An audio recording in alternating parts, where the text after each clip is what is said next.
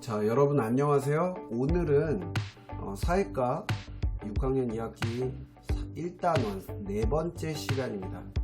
자, 오늘은요 세계의 여러 대륙과 대양에 대해서 알아볼 겁니다. 여러분들 지금 저는 구글 어스를 틀어서 여러분들에게 이 위성사진 자료를 통해서 여러분들에게 오늘 새벽에 지구 모습을 여러분들과 보고 있어요. 자, 여러분들 이 구글 어스를 통해서 우리가 살펴보고자 하는데, 자, 한번 여러분들 천천히 지금 구글 어스를 같이 틀었다면 한번 선생님처럼 이 지구 주변을 모두 이렇게 살펴볼 수 있도록 한번 이렇게 둘러보시고요. 그리고 만약에 구글 어스를 틀지 않았다면 선생님의 수업 영상을 보면서 살펴보면 될 것 같아요. 자, 여러분들 이렇게 지금 지구를 보고 있는데요, 어떻습니까? 이 파란색으로 나타난 이 바다와 이렇게 지금 우리가 살고 있는 육지, 녹색과 이렇게 황토색, 이 녹색은 이제 숲이 우거지거나 나무 식물들이, 녹색 식물들이 자라는 것 때문에 녹색처럼 보이고요. 산 같은 경우 그렇게 보이겠죠. 또 사막과 같은 경우는 이렇게 모래 색깔이 이렇게 상공에서도 차이가 나는 걸 알 수 있겠죠. 자, 그런데 이렇게 보다 보니까 여러분들 파란색 부분이 많아요? 아니면 이렇게 땅덩어리 부분이 더 많아요? 바다가 큰가요? 땅덩어리가 큰가요? 자, 선생님이 지금 여러분들 이렇게 보면 이렇게 구름 모양의 표시가 이렇게 막 되는 게 보여요. 그래서 지금 우리나라 부분을 보면 이렇게 지금 태풍이 지나온 지 얼마 안 됐어요. 선생님 지금 수업 만드는 자료가. 그래서 지금 이렇게 허옇게 돼 있고요. 실제 지금 한국은 굉장히 흐린 날씨였습니다. 오늘 아침까지 굉장히 비가 많이 왔고요. 자, 이것 때문에 조금 이제 방해가 된다라고 하면 이 왼쪽에 이 메뉴바를 누른 다음에 메뉴바를 누른 다음에가 아니고요. 여기 밑에 여기 보시면 지도 스타일이라고 있어요. 여기에 이 지도 스타일을 누르고 탐험, 뭐 경계선 이런 거 다 표시하지 않고 그냥 표시 없음으로 해줘 라고 하면 이렇게 깨끗한 지구의 모습만 나타납니다. 기후 표시도 되지 않는 거죠. 자, 이렇게 보다 보면요, 딱 그냥 봐도 파란색 바다의 부분이 훨씬 더 넓다는 걸 우리가 알 수가 있어요. 실제로 우리 지구는요, 바다가 70% 정도를 차지하고요, 육지는 30% 정도를 차지합니다. 자, 여기서 우리가 대륙이라고 우리가 말 표현 들어봤어요. 우리가 대륙이라는 말을 보통 중국을 나타날 때, 우리나라의 인근 이 중국을 표시할 때 많이 이제 얘기를 하는데요. 대륙이라는 말은 그럼 뭐냐면 여러분들이 말한 것처럼 이렇게 거대한 땅덩어리를 말하는데요. 그 거대한 땅덩어리 중에서 특히 어느 것? 이 바다가 둘러싸여져 있는 것.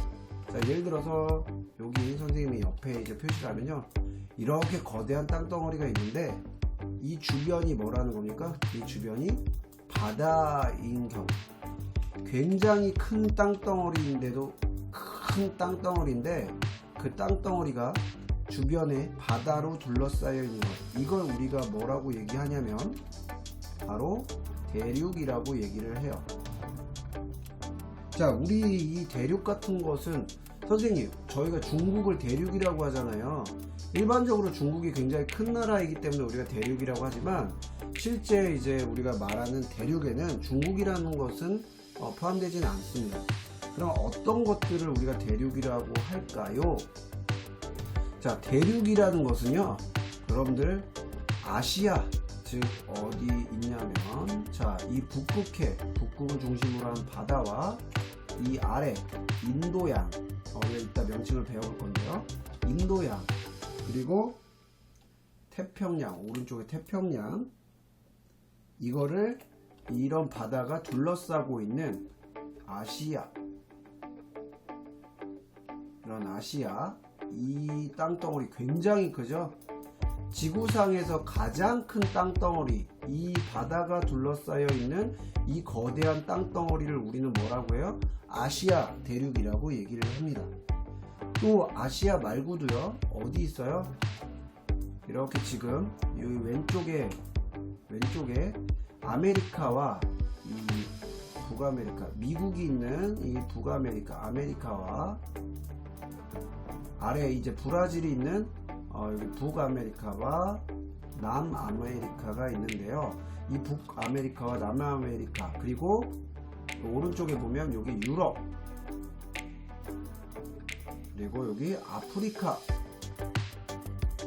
이 거대한 4개의 대륙 사이에 우리가 뭐가 있냐면 대서양이 있어요. 대서양. 자, 그럼 아프리카부터 좀 살펴볼게요. 아프리카는요, 오른쪽으로는 인도양이 있고요, 왼쪽으로는 대서양이 있는 바다가 둘러싸고 있는 거대한 또 대륙이죠. 이 거대한 대륙 아프리카를 우리는 또 뭐라고 얘기해요? 아프리카 대륙이라고 얘기합니다. 마찬가지로 다른 대륙보다는 좀 작지만 이렇게 또 북극해, 북쪽으로는 북극해, 그리고 서쪽으로는 대서양, 역시나 뭐예요? 바다로 주변에 둘러싸여 있는 거대한 이 대륙을 우린 또 뭐라고 그래요? 유럽 대륙이라고 얘기합니다. 자, 마찬가지로 또 세 번째로 우리가 아까 배웠듯이 왼쪽으로는 태평양, 그리고 오른쪽으로는 또 뭐예요? 대서양. 자, 그리고 북쪽으로는 북극해.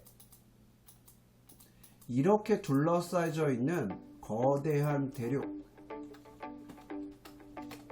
또 이 거대한 대륙, 이것을 우리는 뭐라고 합니까?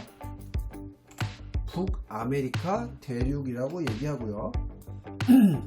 이 남쪽으로는 남극 주변에 있는 바다요. 그리고 태평양,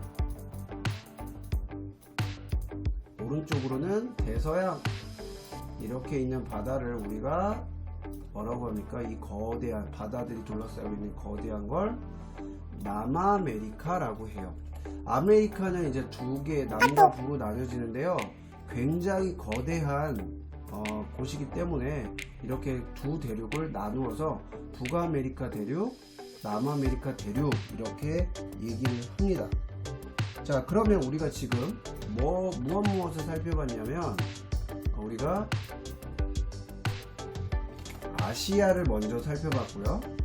그 다음 아프리카, 그리고 유럽, 그리고 북아메리카, 그리고 내려와서 남아메리카, 이렇게 지금 총 4개의 대륙을 살펴봤고요. 마지막으로 여기 우리나라 있죠? 여기 우리나라의 남쪽으로 쭉 내려가면 이렇게 호주를 포함한 또 일부 국가들이 있어요. 이 국가들을 우리가 뭐라고 하냐면 오세아니아라고 얘기해요. 자, 오세아니아라고 우리가 얘기한다 그랬죠? 오세아니아. 그러니까 이 호주나 뉴질랜드, 그리고 우리나라 이 위쪽에 있는 이 아래는 남극해 바다를 가지고 있고, 왼쪽 서쪽으로는 인도양을 옆에 두고 있고, 오른쪽 위로는 태평양을 두고 있는 이 대륙, 이 거대한 대륙을 우리는 오세아니아라고 얘기를 합니다. 그리고 그 중에서 가장 크게 차지하는 나라가 호주, 오스트레일리아 얘기했죠. 자, 그러면 대륙별로 조금 더 자세하게 살펴볼 텐데요. 지금 우리가 보고 있는 이 아시아는요, 세계 지도를 보았을 때 물론 세계 지도는 실제 크기와 좀 다르다고 얘기를 했었습니다. 이렇게 거대한, 이렇게 거대한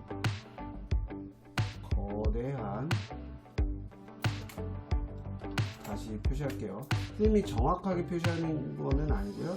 여러분들이 생각했을 때 전반적인 대략적인 그 모양을 표시를 한 거예요. 자, 그래서 이 거대한 아시아가 지구상의 가장 큰 대륙입니다. 큰 대륙, 제일 커요. 전체 육지의 몇 퍼센트를 차지하냐면 30%를 차지합니다. 자, 5개의 대륙밖에 없는데 하나가 30%를 차지한다는 건 굉장히 큰 비율을 차지하고 있다는 거죠. 또 놀라운 사실은요, 대륙의 크기는 30%이지만 인구는 71억 명, 약 70억 명이 좀 넘는 지구의 인구 중에 60%가량이 아시아에 살고 있다고 해요.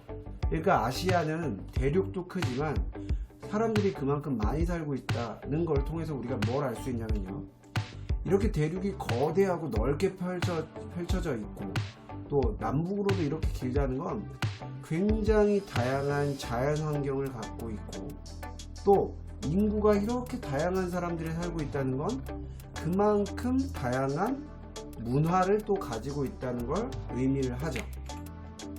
자, 그리고 이렇게 지금 이름을 좀 살펴보면요, 유럽은 대륙 중에서도 그렇게 큰 축에 속하지 않습니다. 그런데 이렇게 지금 유럽을 잡아보면요, 이 좁은 땅덩어리에서 굉장히 다양한 나라들이 모여 있는 것을 볼 수가 있어요. 면적은 비교적 다른 대륙에 비해서 작은 편이지만 그치만 그 좁은 곳에 굉장히 다양한 나라가 살고 있다는 게 또 특징이고요. 여러분들 지난 시간에 선생님이 구글 어스는 이렇게 마우스를 지구 어느 부분을 가져다 대면 이 부분에 그 위도나 경도가 여기에 표시된다라고 했습니다. 그죠? 자, 우리가 이렇게 지구를 이렇게 펼쳤을 때 적도 부분을 어딘가 이렇게 했을 때 대략 한 이 정도가 되네요. 이렇게 정도. 자, 이런 식으로 적도가 형성되어 있다는 걸 볼 수 있어요. 자, 우리가 위선의 중심이 되는 0이 되는 기준을 우리는 적도라고 한다 그랬죠. 이 적도에서 북쪽은 바로 그 북반구라고 얘기하는데요. 여러분들, 이 북반구 할 때 구는요, 우리가 공 모양을 우리가 축구 할 때도 그 구자가 공의 형태를 나타내는 것을 우리가 한자어로 구라고 말하죠. 자, 지구는 구의 모양으로 생겼어요. 근데 그 중에 북쪽에 있는 북쪽의 절반의 어떤 구다 해서 북반구라고 우리가 얘기를 하고요. 이 적도 아래에 남반구는요, 남쪽의 반구, 절반의 구라고 얘기할 수 있는 거죠. 자, 그러면 아시아는 대체 어디에 속할까요? 대부분이 어디에 가 있습니까? 적도를 기준으로 북쪽에 위치하고 있기 때문에 아시아는 북반구에 위치한다라고 볼 수가 있겠고요. 오세아니아는 어떻게 되어 있어요? 여러분들, 선생님이 적도 부분을 찾아보니까 한 요 정도가 되겠네요. 자, 대부분이 어디 있다는 거예요? 남반구에 위치하고 있다는 걸 알 수 있어요. 자, 이런 특징들이 있다는 거. 그리고 오세아니아는 대륙 중에서 가장 작은 대륙입니다. 반대로 아시아는 가장 큰 대륙이면서 사람도 굉장히 많이 살고 있죠. 자, 우리가 볼 곳은 바로 다음 아프리카인데요. 아프리카는요, 적도 부근이 이 정도에서 형성이 되는데 북반구와 남반구 모두 거쳐서 있는 대륙이고요. 또 남과 북으로 굉장히 길다 보니까 어느 지역, 적도 이 위에 건조한 지역은 사막지대가 형성이 되고, 가운데는 또 녹색으로 보이는 걸 보니 우림과 산지, 이러한 녹색 자연이 또 펼쳐져 있는 모습이 다르다는 걸 또 볼 수가 있겠죠. 이렇게 거대한 대륙이라서 크게 다양한 기후들, 자연 환경들이 나타난다는 것을 또 알 수가 있습니다. 자, 유럽은 당연히 적도 윗부분이니까 북반구에 속하겠죠. 또 아까 얘기했듯이 작은 대륙 크기에 비해서 나라가 굉장히 많다라고 얘기했고요. 또 아메리카는 북아메리카인 미국과 캐나다가 있는 북아메리카와 남아메리카 두 개로 나뉘어질 수 있는데요.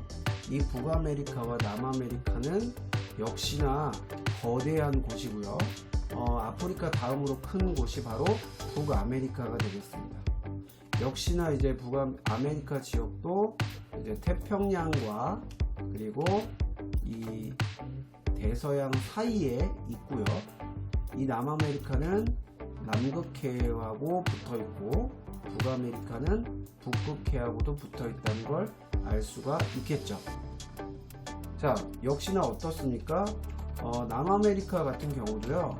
선생님이 적도를 찾아보면 적도 부근이 이렇게 형성이 되네요.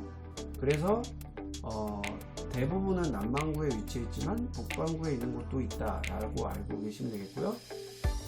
북아메리카는 북반구에 위치한다는 걸 우리가 살펴볼 수 있습니다. 자, 그러면 대륙마다 남반구에 있는지 주로 북반구인지 이런 것도 우리가 살펴봤고요. 북반구와 남반구에는 어떤 대륙들이 있는지도 저희가 살펴봤어요. 자, 그런데 하나 이제 유의할 건, 지도를 봤을 때 여기 지금 점선으로 표시된 이 부분이 바로 우리가 적도인데요. 이 위쪽이 뭐가 되겠을까요? 북반구가 되는 거고, 이 남쪽이 바로 남반구가 되는 건데, 대부분의 나라 대륙들이 어디에 있어요? 북반구에 굉장히 많이 분포되어 있다는 걸 알 수가 있죠. 자, 이렇게 차이가 있다는 것을 또 알 수가 있죠. 자, 그리고 여러분들 우리나라를 좀 기준으로 보면요, 우리나라는 어디에 속해 있습니까? 이미 여러분들도 다 알고 있어요. 아시아에 속해 있고요. 제일 거대한 아시아에 속해 있고요. 그리고 여기 가장 가까운 인접한 바다는요, 북대서양이 되겠습니다. 우리가 이제 이따가 살펴보겠지만 이 뒤에 해라고 붙은 것과 양이라고 붙은 거의 차이를 나중에 조금 이따 설명을 해줄 거예요. 자, 이처럼 여러분들 각 대륙의 모양들을 또 살펴보고, 또 크기는 어떠한지, 위치는 어디 있는지 또 살펴보는 시간을 가졌고요. 또 여러분들 바다 잠깐 살펴보면요, 북태평양, 남태평양이 있는데 이걸 합쳐서 다 뭐예요? 태평양. 그리고 그 다음으로 큰 태평양, 가장 큰 바다이고요. 그 다음이 북대서양과 남대서양을 합친 대서양이 그 다음으로 큰 바다가 되겠습니다. 그 다음이 이제 인도양이 되겠어요.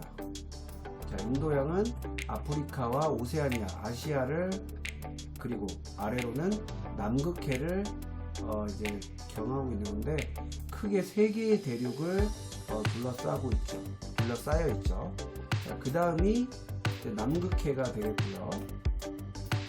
그 다음에 위에가 북극해가 되겠습니다. 자, 다시 구글 어스로 돌아오면 여러분들 조금 깨끗이 보면 이렇게 한눈에도 다 안 보일 정도로 거대한 이 바다가 바로 태평양이고요. 그리고 이 아프리카와 아메리카, 유럽 사이에 있는 이 바다가 바로 대서양입니다. 그리고 이 아프리카와 아시아, 그리고 동쪽으로는 오세아니아를 끼고 있는 이 바다가 바로 인도양, 그리고 남극 주변에 이 바다가 바로 남극해가 되겠고요. 아무래도 양보다는 좀 작은 바다이기 때문에 해라고 하는데 조금 이따 더 자세히 살펴보고요. 북극은 더 작은 바다죠. 그래서 남극해라고 우리가 얘기를 해요. 그런데 선생님, 뒤에 해가 붙었는데 왜 대양이라고 해요? 우리가 대양을 부를 때는요 크게 이렇게 5가지, 태평양, 대서양, 인도양, 남극해, 북극해, 이렇게 5가지를 얘기합니다. 해라고는 하지만 거대한 바다이기 때문에 그래요. 자, 여러분들 여기까지 일단 배웠고요. 자, 그러면 좀 또 살펴볼 게 있어요. 자, 이제 다시 지도로 가서요. 여러분들 좀 궁금한 것이 있을 수 있어요. 물론 눈치가 빨라서 이제 알아차린 사람도 있지만, 여기 북대서양 보면 양이라고 아까 돼 있죠. 선생님이 양이라고 얘기한 건 정말 거대한 바다를 얘기한다고 했습니다. 그런데 여기 이제 지중해나 흑해, 티레니아 해처럼 끝이 이렇게 해자 같은 이제 바다의 의미지만 양이 아니라 해라고 돼 있어요. 카스피해, 뭐 이렇게 지중해, 이렇게 해라고 돼 있는 경우는 양과 어떻게 다를까요? 자, 해로 불리는 바다는요 육지와 섬이 가로막아 있어요. 자, 예를 들어서 이 지중해를 보면요, 이 주변이 뭐예요? 육지가 이렇게 가로막고 있죠. 이 육지에 둘러싸인 이 비교적 작은 바다, 물론 우리에게는 거대한 바다지만 비교적 작은 바다를 우리가 뭐라고 하냐면 해라고 부릅니다. 끝에. 자, 거대한 양으로부터 뭐 대서양, 이런 뭐 태평양 이런 바다로부터 떨어져 나와 육지로 이렇게 둘러싸인 비교적 작은 바다를 우리는 해라고 얘기를 합니다. 자, 아시겠죠? 자, 그래서 여러분들 이렇게 지구의 모습을 오늘은 살펴보았어요. 대륙과 대양을 토대로 우리가 살고 있는 지구를 잘 살펴봤는데요. 예전에는 이러한 지구의 모습들이 조금 달랐다고 해요. 지구 최초의 모습은 이것과 달랐다고 여러분들 한번 대륙 이동설이라는 걸 좀 들어봤기도 했었을 것 같은데, 그런 증거가 이제 바다가 없는 쪽에서 바다에 살던 생물들의 화석이 나타나거나 또는 지층이 바다에서 생성된 것처럼 지층의 성향, 지층의 그 특성이 다른 것들을 우리가 토대로 이렇게 추리를 해보기도 합니다. 자, 여러분들 과거에 이런 지구의 대륙과 대양이 좀 달랐다는 모습도 여러분들이 확인을 하면서 오늘 수업을 잘 마무리하면 좋을 것 같아요. 자, 끝으로 하나의 정보를 더 주고자 합니다. 여러분들 이제 지도에서 보다시피 바다가 지구의 70% 면적을 차지하고 있고, 이 지구에서도 보면 정말 바다가 끝없이 펼쳐져 있는 것을 우리가 알 수 있어요. 사실 이 안에 사람은 거의 전보다도 작은 모양일 테니까요. 바다가 얼마나 큰지는 우리가 상상할 수도 없습니다. 깊이도 마찬가지고요. 그런데 여러분들 이 바닷물이 물이 이렇게 많은데 선생님, 우리가 마시는 물로 바닷물을 활용할 수 있겠죠 라고 이제 생각할 수도 있겠는데요. 실제로 우리는 이제 바닷물이 염분이 높아서 삼투압 작용을 일으키기 때문에 바닷물을 우리가 식수로 사용할 수는 없습니다. 바다 해수가 약 우리 지구상의 물의 한 92%를 차지한다면 우리가 마실 수 있는 담수는요 한 2%, 2.8%, 3%가 좀 안 돼요. 우리가 마실 수 있는 이 담수는요, 우리가 이제 그 극지방으로 갈수록 이제 얼어있는 빙하와 만년설, 여기 보시면 이러한 빙하, 남쪽으로 한번 가볼까요? 실제 모습을 좀 보면서 얘기하면 좋을 것 같은데, 자, 이렇게 스트리뷰를 볼 수는 없는데 이렇게 얼어있는 어떤 이 빙하 있죠? 이 빙하와 만년설의 한 68% 정도라고 해요. 그러니까 그 담수, 지구상의 그 물 중에 한 2.8%밖에 우리가 쓰지 못하는데, 그 중에서도 약 70%는 빙하와 만년설에 있는 거죠.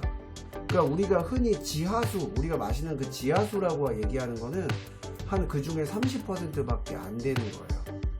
그럼 여러분들 지구상의 물 중에 우리 주변에 흔히 이제 마실 수 있는 물이나 사용할 수 있는 물로 사용하는 부분은요, 얼마 정도밖에 안 되냐면 1.8% 정도밖에 안 돼요. 약 2%도 안 되는 거죠. 자, 그러다 보니 여러분들 지구상에 이렇게 바닷물이 많고 이렇게 물이 많은데도 불구하고 우리가 사용할 수 있는, 마실 수 있는 담수는 지구상의 물의 약 1.8% 정도밖에 되지 않는다고 하니 얼마나 물이 한정되어 있습니까? 더군다나 아시아 지역에는 사는 사람이 굉장히 많은데 그 담수가 그렇게 충분하지 않은 것 같아요. 그래서 우리가 여러분들 물을 함부로 사용하거나 물을 낭비하게 되면 안 되겠죠. 그래서 지금 지구의 대륙과 이 대양을 살펴보면서 여러분들에게 이런 부분, 좀 물도 아끼고 이렇게 해야 된다는 부분에 대해서 좀 가르쳐 주고 싶었습니다. 자, 정말 오늘 수업은 여기까지 하고 마칠 거고요. 여러분들 오늘 배운 내용을 잘 정리하시고요.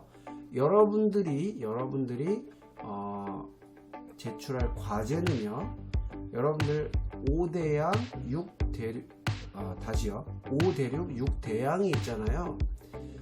이 중에서 내가 가장 가보고 싶은